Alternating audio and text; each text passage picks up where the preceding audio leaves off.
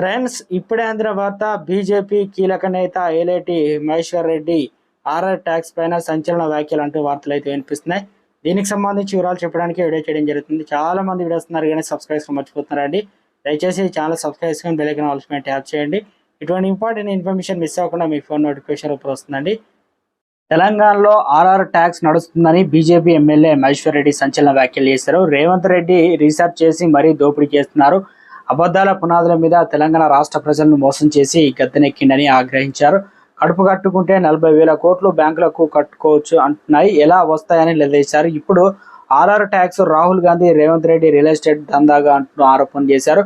హైదరాబాద్ పరిసరాల్లో పర్మిషన్లు ఆపి ఇప్పుడు పర్మిషన్లు ఇవ్వడానికి కారణం 2022-23లో 3,000 ప్రాజెక్టుల పర్మిషన్లు ఎలా ఇచ్చారు. ప్రతి ఏడాది 120 కోట్ల చదరపు అడుగుల అనుమతులు ఇస్తున్నారు. Hyderabad brand image settlement image గా మారిందంటూ ఫైర్ అయ్యారు. రేవంత్ రెడ్డి చదరపు అడుగుకు 100 రూపాయలు అడుగుతున్నారంటూ ఆరోపణలు చేశారు. కేటీఆర్ ఇచ్చినటువంటి ఫ్లాట్లు ఇస్తామని అంటే డబ్బులు ఇవ్వాలని అంటున్నారు.